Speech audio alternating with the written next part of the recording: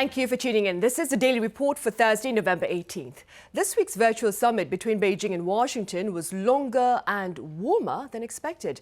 Now, this is the view of some analysts in response to the video talk between President Joe Biden and Xi Jinping, and we have more on that later on in the program. Here first is the global pandemic update with our Kwon Soa. Soa, what do you have for us today? Well, Sunny, it's the third Thursday of November, which means it is a big day for senior high school students as well as other test takers who are taking the Sunung or the college entrance exam this Thursday. And it is the second one to be held amid the pandemic. Only what's different this year is that most of these test takers are fully vaccinated. We'll have more on this big day in a later connection. But also this Thursday happens to be the day when Korea has posted the highest ever number of COVID-19 infections. Let's take a look at the figure here. 3,292 cases were tallied as of 12 a.m. And apart from 20 cases from abroad, most of these are domestic transmissions. And also for the second straight day, infections have been in the 3,000s. If we go over to our map, we also see that the capital, Seoul, has posted over 1,400 cases for the second consecutive day, close to 1,000 in Gyeonggi-do province, and Incheon is also approaching 200 infections. Now let's move over to our total number of cases here, which stands at above 406,000 now, with almost 30 additional fatalities reported in the span of 24 hours. Now vaccinations are also in progress when it comes to the first shot, the second shot, and also booster shots. If we take a closer look at the vaccination rate in the country, we've got 82% of the nation's population that received at least one dose and 78.5% that are considered fully vaccinated. Let's move over to figures abroad. There has been an increase in daily infections in the past day. As of noon Korea time, over 624,000 new cases and almost 9,000 new fatalities. Going over to the 20 countries that have so far accumulated the highest number of infections, the U.S. is still seeing over 1,000 deaths on average in the past week as of latest. And there are also still resurgences in many European countries like the U.K., Russia, France recently as well, and Italy. We'll take a closer look at some of these countries in our later segment. But before, back to you, Sunny. All right, so thank you for now. Right, back on the local front, given the latest worrying COVID-19 related numbers, there are questions about the possibility of a rollback in the easing of social restrictions here on the local front. And to answer these questions, I have Kim Yeon-seung up next. Yeon-seung, welcome back. Thank you for having me. Right, so I hear officials have acknowledged the role played by the recent easing of social restrictions in the latest jumps in COVID-19 tallies here in the country. Well, Sunny, if you look at the current trends, you can really see that the COVID-19 infections and the ease measures go hand in hand. So health authorities say that the easing of measures are partly to blame for the latest surge. So if worst comes to worst, they may pull the plug on the gradual lifting of restrictions. But for now, the government is sticking to its current COVID-19 strategy, but it's keeping a close eye on several warning indicators to make sure that the country doesn't reach a breaking point. Take a listen to what they had to say. We're going to comprehensively look at 5 key indices like ICU beds and weekly critical cases, among other data. If the country reaches dangerous levels like the ICU beds fill up to more than 75%, we will look for the main reasons behind that and react quickly. They said that they're going to look at 17 indices in total and make a weekly assessment of our COVID-19 situation, graded on a scale of 1 to 5, as you can see here, with 1 being very low in terms of danger levels and 5 being very high. Right now, they said that the nationwide threat level is at level 2 or low, while the capital city is at level 3 or moderate. Right. And Yeon-seung, how will these alert levels, so to speak, factor into the government's decision regarding social restrictions then? Right. So health authorities will take these threat levels into account when they're determining to whether to make the changes in their gradual easing of COVID-19 measures. So every 4 weeks or so, they will compile the relevant data and decide if the country can move forward with the planned easing or if it needs to switch course. If they believe that infections and critical cases have reached a critical point, they might pull the emergency brakes and follow a contingency plan that directly targets the source of the outbreak. They have yet to share the details, however, on what that plan would entail. Right. So, Yonsung, as of now then, the nationwide threat level stands at low and the threat level here in the Greater Seoul area stands at moderate. Does that mean that the current situation is within our medical capacity? Well, Sunny, let me quickly fill you in on where we stand as of now. So there's almost 80% of ICU beds filled in the Greater Seoul area, and more than 60% are occupied nationwide. Even with the majority of the beds occupied, authorities said that the situation is still manageable, and they were going to secure as many beds as possible to accommodate the growing number of patients. Prime Minister Kim Boo-kyum will actually also meet with hospital directors in the capital region to discuss their healthcare plans and to make more ICU beds available. But see, securing the extra beds will take several weeks, and even if they're successful in their attempts, there is still the looming question of, are there enough medical workers to handle the extra patients? So what authorities are working on simultaneously is bringing in oral COVID-19 treatments. This drug could be another useful tool in our fight against COVID-19 by lowering the risk of hospitalization and deaths with an easy-to-administer pill. The Ministry of Food and Drug Safety is currently reviewing Merck's molnupiravir for emergency use authorization. Right. Yonsung, let's now broaden our talk to include SOA, because I would like to touch upon the worrying indices here on the local front as we are in the third week of phase 1 with regard to our transition into a new normal SOA. Now, what are the prospects with regard to these worrying critical indices of the current COVID-19 situation here in the country? Right, Sunny. As you said, we're in the third week of phase 1, which means in a little more than 3 weeks, we would be going over to phase 2. But that looks to be a little different. The situation looks to be a little difficult at this point because we are seeing those factors that Yonsung earlier mentioned, and also because the weather is getting colder, we are approaching the winter season. Now, I want to mention some of the numbers related to critical patients, severe or critical situation as of this Thursday. Out of the 506 people, 84% of those were in their 50s and above. And also the latest fatalities that we talked about, I believe it was 29 fatalities. All of those were seniors aged 60 and above. So these numbers are really critical at this point. And although the situation is not strained, the medical capacity is not strained on a nationwide level, experts are now saying that we might need a circuit breaker, at least in the capital region, because here we are seeing already over 80% of ICU beds being used. And in fact, one official lately has also renewed the stance of possibly not transitioning into phase 2 as we're planning 6 weeks after we have started this new scheme, renewing the stance that also KDCA Commissioner Chung Eun-kyung briefly mentioned before. Right. And Yonsung, before we move forward, do give us a rundown of the 3 phases that guide our gradual move out of pandemic restrictions and into a new normal. Right, so I'm sure a lot of people need a fresh reminder of what this gradual easing of COVID-19 restrictions plan looked like. So if I'm just filling you in here, it was going to be a 3-step approach with a 6-week interval in between in easing the measures. So that includes a 4-week implementation stage where restrictions would be lifted, followed by a 2-week evaluation stage to gauge the impact of the measures on the infection trends and our healthcare system. We currently have a little over 3 weeks left in our phase 1, and then phase 2 was going to allow large-scale events, and phase 3 would come with a complete lifting of all caps on social gatherings. But our transition to phase 2 might be pushed back for however long, judging by our current situation.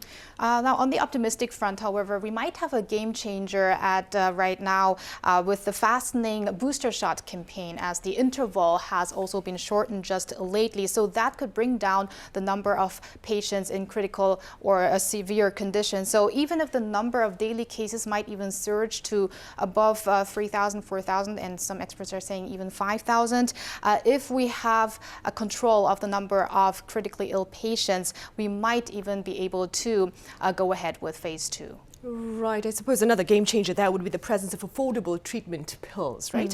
All right, Yonsung, as always, thank you very much for that. I'll see you back on Friday. And let's turn now to the COVID-19 situation elsewhere across the globe. I understand you have more on the latest weekly assessment by the global health body with regard to the COVID-19 situation over in Europe. Exactly, Sunny. So the World Health Organization in its latest report said COVID-19 infections rose by 6% in the past week worldwide on the back of surges in Europe, the Americas and Asia. But when it comes to coronavirus-related deaths, Europe was the only region that has seen an increase, and that by around 5%. Now, out of some 3.3 million new infections last week, 2.1 million were posted in Europe. It's the 7th straight week that cases have been on an upward trend there. Some 60% of people in Western Europe are fully vaccinated against the virus, while around 30% on average are completely immunized in Eastern Europe. By country, Russia, Germany and the UK have the highest caseloads in the past week. While not included in the latest report, Austria and the Czech Republic hit a record high figure in single-day cases on Wednesday, with over 14,000 and close to 22,500 respectively. Italy reported more than 10,000 cases for the first time since May on Wednesday, and France more than 20,000 since late August. And meanwhile, there was also some positive news. A downward trend was reported in Africa, the Middle East and Southeast Asia. Right, well, that is reassuring to know. Meanwhile, back in Europe, then, so I understand authorities there are looking to reimpose stronger prevention measures given the situation. Right, so let's start with Germany, which is considering fresh antivirus measures amid these soaring figures. Outgoing Chancellor Angela Merkel, who is to meet with federal and regional leaders on Thursday local time, said there's no other way than to describe the situation as dramatic. And she made this call to the unvaccinated population. We need urgent progress on vaccinations, and so I would like to take the opportunity to promote vaccinations. It is not at all too late to decide for a fast vaccination. Everyone who gets vaccinated protects themselves and others. She also encouraged people to get additional doses to contain the fourth wave and referred to Israel as a good example. Vaccinations have been actually picking up speed lately, according to figures on a Wednesday, with 436,000 people having received a jab on Tuesday, with some 300,000 of those being booster shots. And that's the highest number in 3 months. The highest number of daily infections, meanwhile, was also reported on a Wednesday at more than 52,800, with close to 300 deaths. Germans are lining up for vaccinations on the back of dangerous levels of infections, but also inconveniences over highly expected new social distancing measures. And those can already be felt at some German Christmas markets that reopened this year, but decided to ban unvaccinated visitors. I see. What about other European countries, Hoa? Sunny, Belgium and France are also taking or are considering a return to stricter social distancing measures. For instance, in Belgium, children from the age of 10 are now required to wear masks, with the age having been adjusted from 12. Recently, France had also imposed a mask mandate for elementary students. Also, working from home will start from Saturday for 4 days a week in Belgium. Again, vaccine passes for places like cinemas, theaters and museums have also been introduced. And here's Belgium's Prime Minister calling for understanding from the public. I understand that there is disappointment and frustration. We all hoped that the autumn was going to be easier and that we were going to have a coronavirus-free winter. I know that lots of people are tired, and particularly healthcare workers, who are once again besieged by the pandemic. And France is also likely to follow suit, as the top scientific advisor in France said he cannot rule out that authorities might have to ask companies to expand working from home. I see. All right, so thank you very much for the detailed global coverage. My pleasure.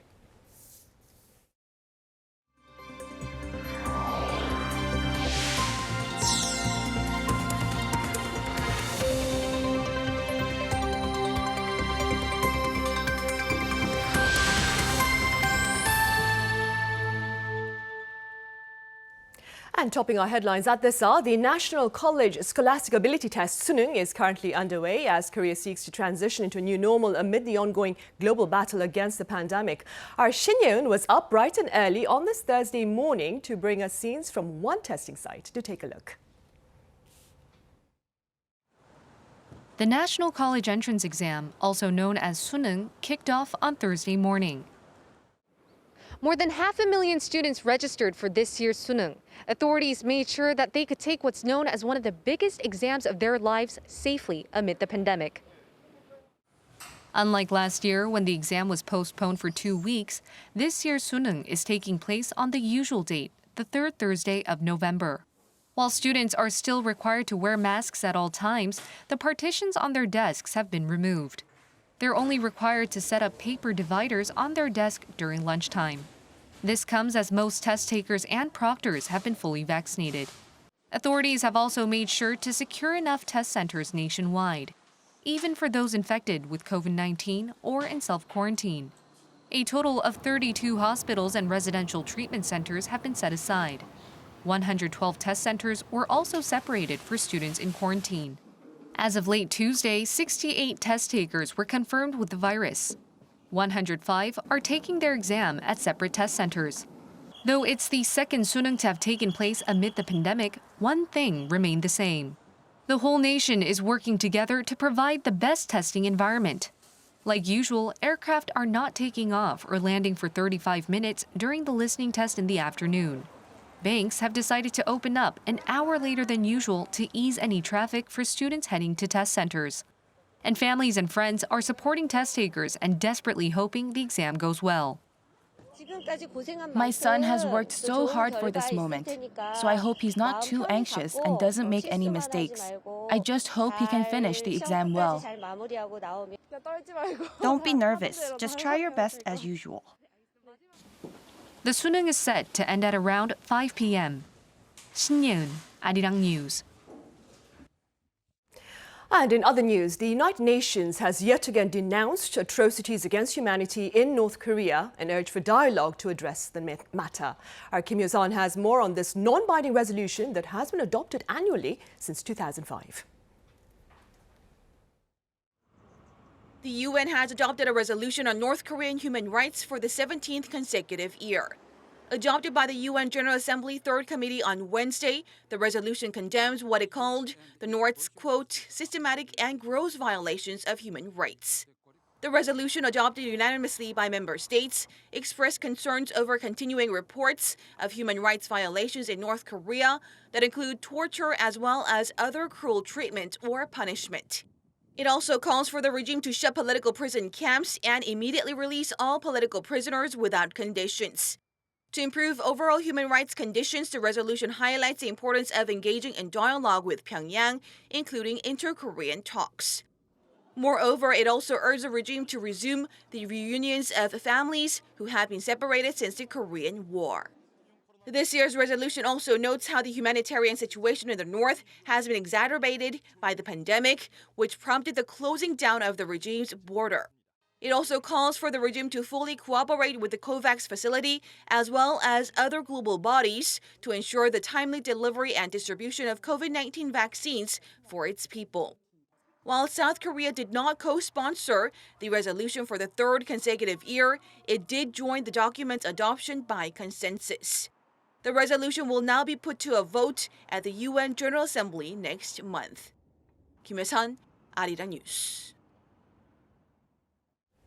A trilateral meeting among senior diplomats from Korea, Japan and the U.S. ended without a planned joint press conference. But Washington has been quick to claim the talks were constructive. Peon-ji reports.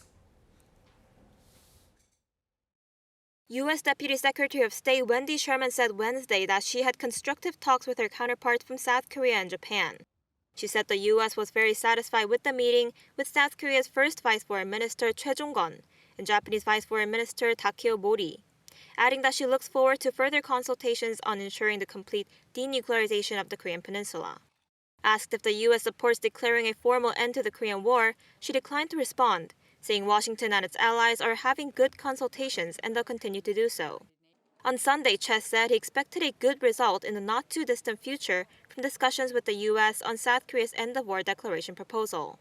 Sherman also reaffirmed the Biden administration's stance on North Korea, saying Washington harbors no hostile intent toward Pyongyang. She said the U.S. believes diplomacy and dialogue are essential to establishing permanent peace, urging the North to return to the negotiating table. On China, Sherman said freedom of navigation and overflight in the South China Sea was discussed, and the three countries restated their commitment to maintaining a peaceful and stable Indo-Pacific region.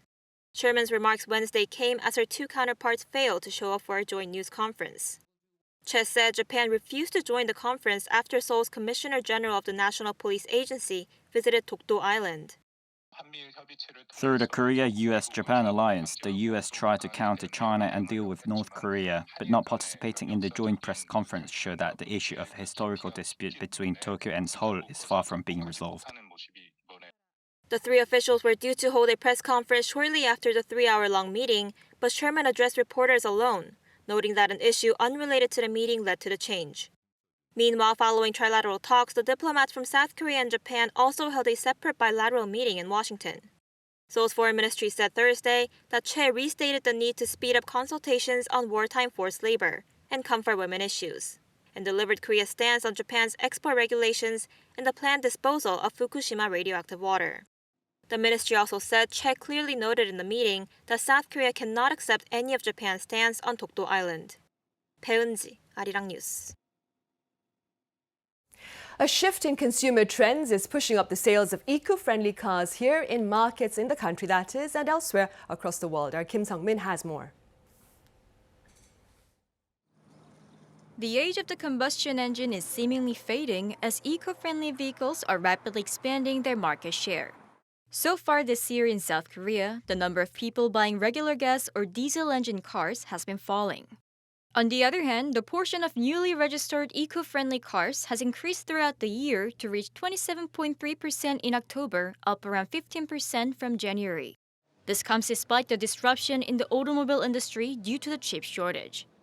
Contrary to South Korea's auto industry overall, which saw drops in sales and exports on year, eco-friendly cars saw their sales increase. In October, 34,000 eco-friendly cars were sold locally, up 60% on year. That figure has been increasing for 21 straight months. Exports of eco-friendly cars also surged almost 33% last month from a year ago to some 38,000 cars, the highest on record. The best-selling exports were hybrid EVs and EVs, which together took up almost 90% of the total.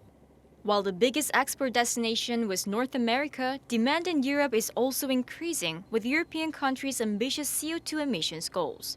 Experts say that it's important to expand the production of auto chips as global eco-friendly vehicle demand is expected to keep rising over the next few years.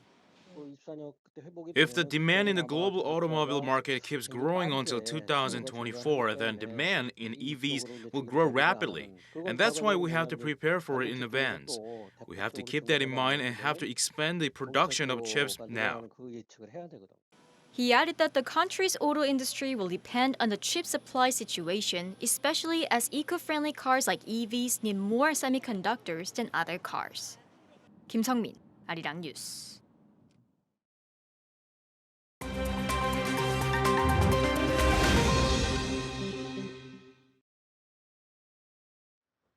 Let's take a look at what's going on in the world now. India continues to step up efforts to combat high levels of air pollution in its capital as it ordered a ban on non-essential vehicles and a halt to operations at 5 power stations on Wednesday. The decision to temporarily shut the power stations came from the Federal Environment Ministry, as Wednesday's air quality index was at 386 on a scale of 500, a sign of very poor conditions that threatens those with prolonged exposure with respiratory illness. The New Delhi government banned entry of trucks into the capital city, while planning to hire 1,000 public buses to control pollution from private vehicles. In addition, authorities also announced an extension to the closure of educational institutions, as well as remote working for civil servants. While construction and demolition work has been banned until Sunday, educational and government offices will be closed until further notice. One of the world's most polluted capitals, New Delhi continues to battle chronic winter smog annually as falling temperatures trap deadly pollutants from power plants, along with fumes from vehicles and garbage burnt in the open. High repair costs may be a thing of the past for some iPhone users, as Apple announced Wednesday that we will begin the self-service repair program that will give its customers who are comfortable with the idea of completing their own repairs access to Apple parts, tools, and manuals. According to Apple's Chief Operating Officer Jeff Williams, the program will start with iPhone 12 and 13, and the scheme will be introduced in phases, adding more repair information and supported devices over time. The first phase of the new program will focus on iPhone's most commonly serviced parts, such as the display, battery, and the camera, while other repairs will be available starting next year. The company says repair programs for its computers will be next to join the scheme. The self-service repair program will be done via the company's online store, offering more than 200 individual parts and tools to repair the iPhone 12 and 13. However, the company cautions that the program is intended for individual technicians with the knowledge and experience to repair electronic devices, while calling for the vast majority of customers to visit a professional repair provider with certified technicians for the safest and most reliable way to get a repair. A self-portrait by Mexican artist Frida Kahlo was sold at a Sotheby's auction on Tuesday for a record-breaking $34.9 million, the highest price ever paid for a painting by a Latin American artist.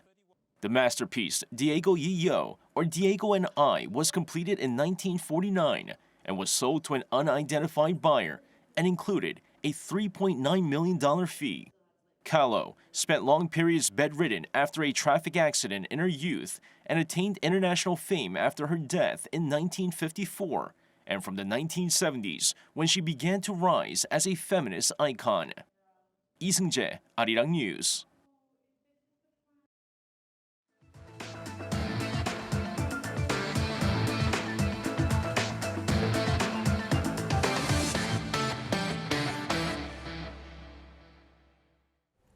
Today, that is November 18th, a national event is taking place here in the country. Roughly 510,000 test takers are taking their Sunung this year, which is the second college entrance exam amid the global pandemic. For more, I have Chun Song-cho out on location. Song-cho, welcome. Good afternoon, Sunny. Right, so I understand you're standing in front of a high school here in capital Seoul. Yes, so I'm in front of Seoul High School in Seocho-gu District, one of the over 1,300 designated exam sites in the country that are hosting the annual College Scholastic Ability Test, or the CSAT. The winter is pretty windy right now, but strangely mild. And I say it's strange because usually at this time of the year, the weather gets frigid cold. Sunung days are notorious for bitterly cold snaps, but apparently this year is an exception. So if you looked up the exam timetable, then you'd know that the third period just ended about 10 minutes ago at 2:20. So that means the test takers just finished the 70-minute-long English test, and they're in the middle of a short 20-minute break. And they have the Korean history or social studies, science, career exploration coming up next. And I can't imagine what must be going through their head right now. But one thing for sure is that they must be really tired, because it's been almost 7 hours since they sat down for the first test at 8:20 this morning, 8:40 this morning. So this year, almost 510,000 high school seniors and graduates registered for the exam. And as they do so every year, the government increased bus and subway frequency during the morning commute hours to help students to get to their test centers on time. Even police officers were out on the streets helping out test takers that were stuck in a traffic jam. And I think today will be the only day in a year when you are officially excused to ask for a ride from police officers in a police car just because you slept in and you're running late for an exam. So as you all know, this is the second year that the Sunung is taking place in the middle of a pandemic. So it seems like everyone is a little bit more familiar with the virus prevention measures. Everything is going very smoothly today. Everyone is wearing a face mask, of course. That's no question about that. And everyone had to get a temperature check and use hand sanitizer before they got into the facility. And you may be wondering, what about those who already have COVID-19? Will they be able to sit down for a test today? And the answer is yes, but at a separate location. So even those who found out just this morning that they tested positive were able to be transferred to one of the 32 hospitals and residential treatment centers that have been reserved for test takers that have been infected with COVID-19. Those in quarantine are also at a different location. 112 exam centers were set aside to take in as many as 3,000 students. So in about 3 hours, the 9-hour marathon of tests will be over. And for the test takers, no question that today will be remembered as one of the most grueling moments of their lives. And they have 2 more tests to go. So I hope that in just about a few hours, everyone will get out of this gate feeling happy and satisfied, but most importantly, with no regrets, knowing that they've given their best. This has been Chun Sung-cho reporting live from Seoul High School, and back to you, Sunny, in the studio. All right, Sung-cho, thank you for that coverage, and to all the test takers nationwide, our continued well wishes.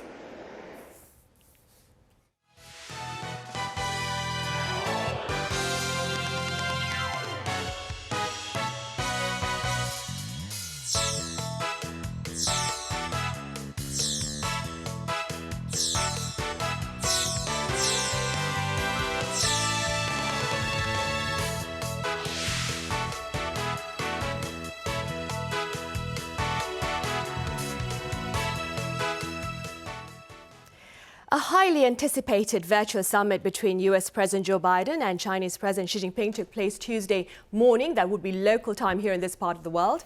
The online exchange lasted about 3.5 hours and covered issues largely related to bilateral concerns. For more on its implications of that video meeting, I have Professor Yang Hee-dong from Ewha Women's University. Welcome back, Professor Yang. Nice to see you. And I also have Professor Oh Jun-suk from Sookmyung Women's University. It is good to see you, Professor Oh. My pleasure. Meanwhile, joining our session virtually is Troy Stangaron, Senior Director at the Korea Economic Institute of America. It's a pleasure to have you with us, Mr. Stangaron. Glad to be here. Thank you. Professor Yang, we'll start here in the studio. Let's start with your thoughts then on the few economic concerns addressed by the two leaders. Well, actually, I should say, nil, almost nil. As New York Times mentioned, I don't see any breakthrough ideas or the agreement from those, 3.5 hour long, the virtual summit. Well, but if you ask me to develop, to make any the forecast or predictions about the future cooperation for the economic affairs, I suggest to take a look around what's going on inside the Congress of U.S. and the recent effort initiated by U.S. government towards the allies. For example, the U.S. Senate passed a new act called the U.S. Innovation and the Competition Act in last June to nurture the science and innovation and studies. But this act consists of 7 divisions, and most of the divisions are related with the tracking, with the recent development of Chinese government for new technologies and the financial laundering and human rights, etc. And also, that U.S. government has organized several, at least 3 very critical initiatives to check with the Chinese military actions, such as the Quad or AUKUS and Five Eyes. Those are 3 major military reactions by the U.S. government to check with the China. So if you remember the phase 1, the trade agreement enacted last year in February, the Chinese government is supposed to buy over $380 billion from U.S. government at the moment, until the end of 2021 for the last 2 years. But at the moment, that target has achieved only by 60%, because the Chinese government is pretty reluctant to purchase the energy stuff and the manufactured goods, even though they purchase over agriculture, reached almost the 80% of the target. So that is somehow some positive aspects because this is a single event. You never expect because breakthrough start from this single event. But both summits are well aware of their future directions to move on together. And that phase 1 agreement could be one of very small and close target for their future cooperation. Right. Now, Professor, despite the absence of perhaps tangible progress on the trade front, there was talk, however, about the possible release of oil from strategic petroleum reserves. Now, the U.S. has sought similar support from Korea and Japan. How does such action look to affect global energy markets? It might be understood as a gesture of international cooperation. We already know that as a result of prolonged pandemic, most countries they took the expansionary monetary policy, which means spreading money in the market. As a result, inflation is expected. But the problem is that the crude oil price is a measure of cost of production. So other than the level of prices, when the crude oil prices increase, that it might ignite a vicious cycle in an economy around the world. So it will decrease the investment and then decrease the employment. And then as a result, it goes worse and worse and worse. So the gesture of the diplomacy that Biden make an offer to President Xi to international cooperation to lessen the inflationary pressure around the world in the cooperation of the global community. So I might say that at least the speed of the price increase of crude oil will be lessened as time goes. Right. And broadly speaking, Mr. Stengaran, what has been the response to this virtual summit within the U.S.? So we've seen responses ranging from highlighting what's been discussed previously here, that there weren't really any significant breakthroughs in the meeting, to suggestions that President Biden appeased President Xi. I think both of those, if we look at this in detail, are somewhat unrealistic. Going into the summit, there was no expectation that there would be any significant achievements. The United States' relationship with China has been declining and degrading in recent years. Under the Trump administration, we saw it reach new lows. There are disputes relating to South China, or China's, actions in Xinjiang, its revoking of rights in Hong Kong, to concerns over its own economic practices from the Trump administration that remain, to where China has had obviously concerns over the formation of AUKUS, efforts by the Quad. So all of these tensions wrapped into the pandemic itself, which has prevented President Biden and President Xi from meeting in person, have all taken and allowed tensions to continue to fester. The goal of this summit was ultimately to take and try and reset the tone and help to try to reset the relations. And we don't know if that will happen until we see some more progress in the relationship. But there are two positive things to note from the summit. The first of which happened just beforehand, which was at COP26, where Secretary Kerry, our former Secretary Kerry, and his colleague on the Chinese side were able to take and push forward some cooperation on climate change. And we also, for the first time, saw China agree to take and discuss its nuclear weapons programs with the United States, similar in action perhaps to what we saw with the United States and the Soviet Union during the Cold War. If both of these develop and we continue to make progress on these issues, this meeting will actually have been fairly significant, but we won't know for a while until we can see what progress is actually made. Right. And staying with progress, as Mr. Stengaran has said, there was progress on the climate front and on issues related to security, Professor O, but it appears that issues related to the global supply chain took a backseat during this video summit. What are your thoughts on that? It could be possible. I mean, the best bet depends on to finalize this kind of tariff war between two countries. Up till now, the global supply chain has been the center of business gravity for multinational enterprise to gain competitiveness based upon the international specialization in the name of global value chain or global supply chain. But what is the result as a result of spreading global supply chain? That it looks like arrow straightly, arrow-like chain of production processes for maximizing the managerial efficiency of production or distribution, which means there is no roundabout, there is no, that alternative backup is considered to gain the efficiency. So at this moment, it is to the point for the United States to make a suggestion of reforming global supply chain among allies by reducing risks or uncertainties of the supply chain, especially for such a strategic items as a semiconductor or the batteries used for the electronic cars. Biden administration make an offer to the allied nation to work together, maintain supply chain, and to facilitate cross-border movement of essential personnel through the medium of American supply chain. And America will be the hub of hyperconnection of global alliance. And then as a token of sincerity and collegiality, Biden administration announced the infra investment plan, Invest in American Act.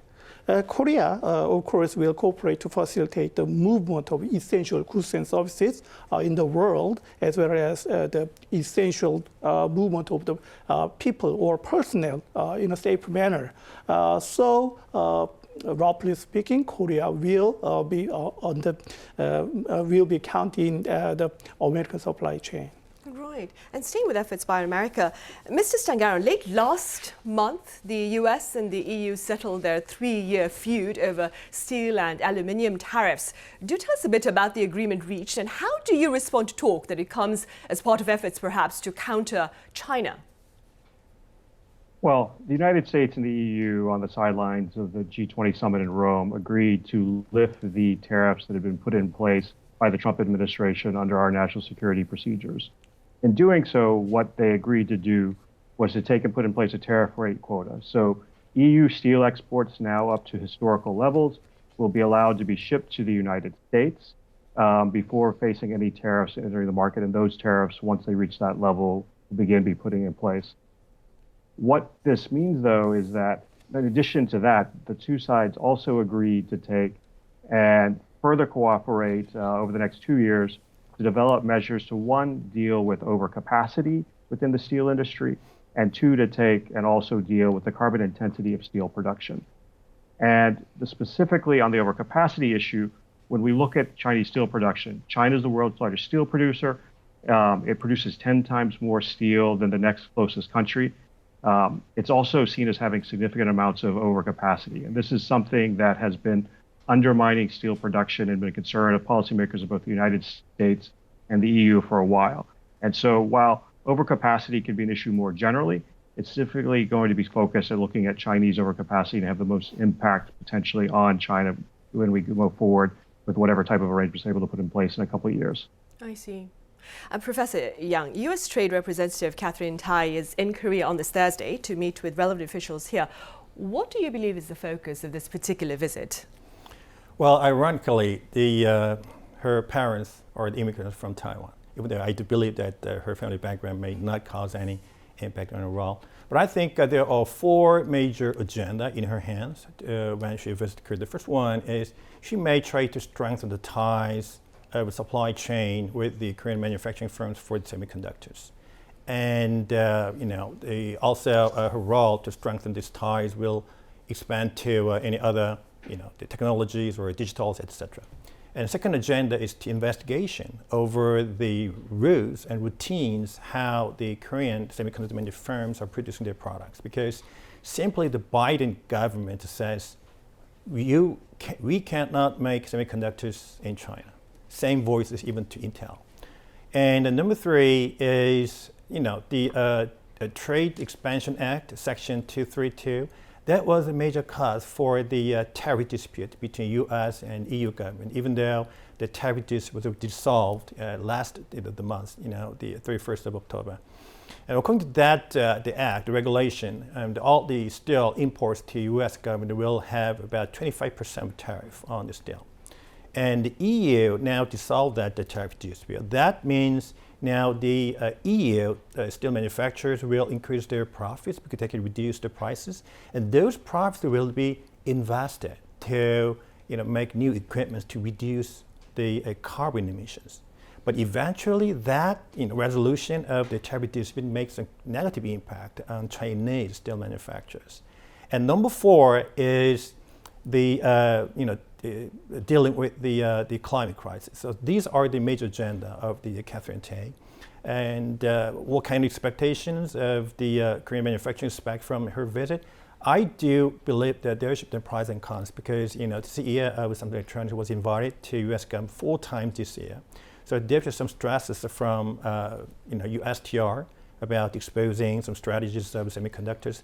But absolutely, I think the Korean government and Korean semiconductor firms may have prepared well for the great strategies to break through new ideas, business opportunities from her visit. That's my positive hope. Right, and moving away from the semiconductor industry to shipbuilding industry here, Professor. Korean shipbuilders staged a remarkable comeback in October, securing over half of all global orders for that month to secure the top spot. Now, having said that, how do plans by the U.S. to realign the global chain supply that the global supply chain that you mentioned, look to affect Korea's shipbuilding industry? It's an eye-opening record. Korea shipping companies reported better than expected third quarter earnings on global port congestion and higher rates. HMM, the largest container shipper in Korea, marvelously reported record quarterly earnings in July to September, consolidated net profit of 9,240% up, reaching to $2 billion on sale.